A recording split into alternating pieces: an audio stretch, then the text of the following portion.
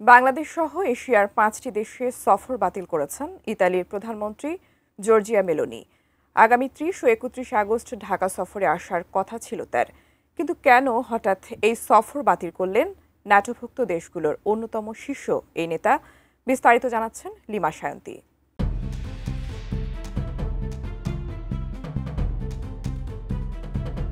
এশিয়ার ৫টি দেশে সফরের শুরুতে প্রধান উপদেষ্টা ডক্টর মোহাম্মদ ইউনূসের আমন্ত্রণে ৩০ আগস্ট ঢাকায় আসার কথা ছিল ইতালির প্রধানমন্ত্রী মেলোনির। পরদিন প্রধান উপদেষ্টার সঙ্গে তার বৈঠক হওয়ার বিষয়টি নিশ্চিত ছিল, কিন্তু হঠাৎই এই সফর বাতিল করেছেন প্রধানমন্ত্রী জর্জিয়া মেলোনি।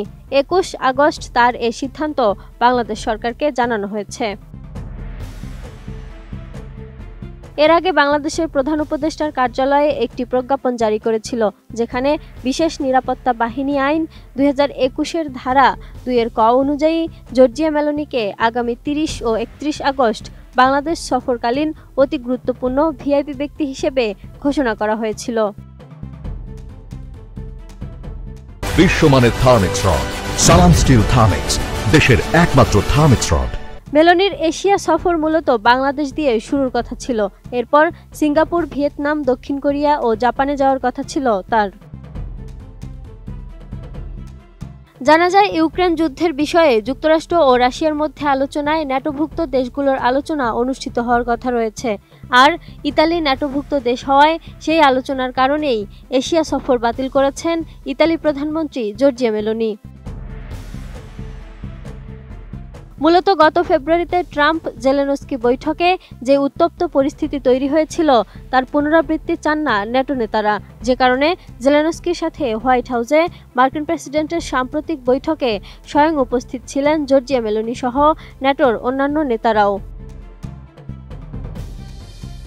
ফেব্রুয়ারির সেই বৈঠকে ট্রাম্প মন্তব্য করেছিলেন, তৃতীয় বিশ্বযুদ্ধ নিয়ে জুয়া খেলছেন জেলেনস্কি, যা ওয়াশিংটন কিয়েভ সম্পর্ককে অনেকটা নড়বড়ে করে দিয়েছিল।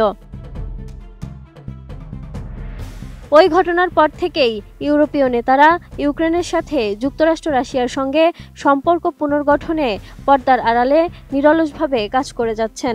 জেলেনস্কিকে চুক্তি করার ক্ষেত্রে আরও কৌশলী ভাষা ব্যবহারের পরামর্শও দিয়েছেন ইউরোপীয় নেতারা। ট্রাম্প যেন কোনো কারণে নাখুশ না হন, তাই জেলেনস্কিকে এমন ভাষায় কথা বলার পরামর্শ দিচ্ছেন তারা, যা ডোনাল্ড ট্রাম্পকে ক্ষিপ্ত না করে, বরং ইউক্রেনের প্রতি যেন সহানুভূতি ফিরে আসে মার্কিন প্রেসিডেন্টের, সেই পরামর্শই দিচ্ছেন ইউরোপীয় নেতারা জেলেনস্কিকে। Lima Sayanti, desk report, 18 news.